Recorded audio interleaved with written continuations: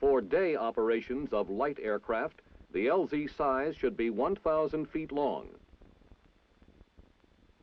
with a 10% safety factor added to each end,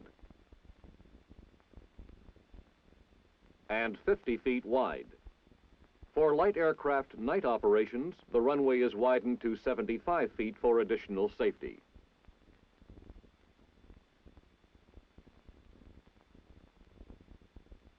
Medium aircraft require a longer runway, 2,500 feet,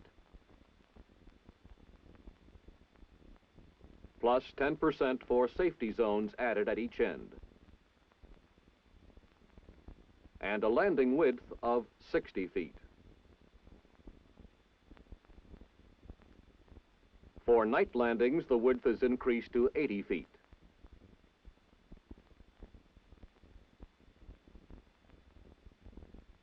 To allow for wing clearance, all runways for light or medium aircraft should have 25-foot strips along both sides of the runway cleared to within 3 feet of the ground. Since aircraft must land into the wind, the runway should be laid out to face the prevailing winds.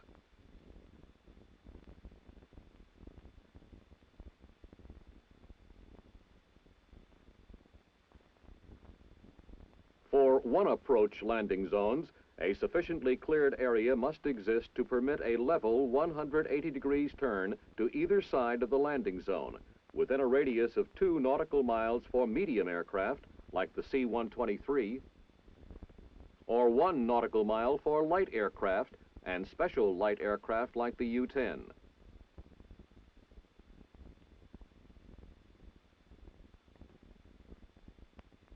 Also to be considered are the approach and takeoff clearances. These are based on the climb and glide characteristics of the aircraft.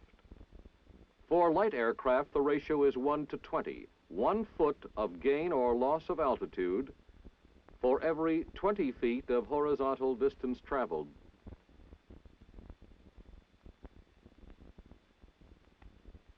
Since our present missions will mostly concern resupply of the partisan forces, we are interested in medium aircraft characteristics.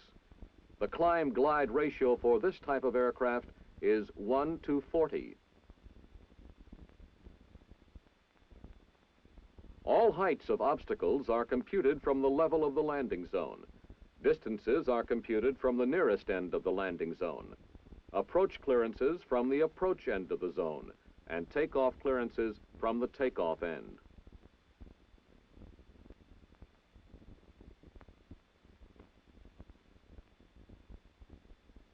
Based on the climb-glide ratio for medium aircraft of 1 to 40, no obstruction higher than 6 feet and closer than 240 feet is permitted. A 50-foot obstruction may not be closer than 2,000 feet.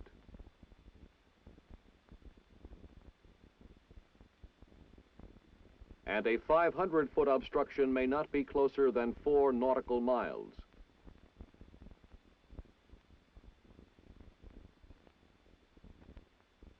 Hills of 1,000 feet or more may not be closer than 8 nautical miles.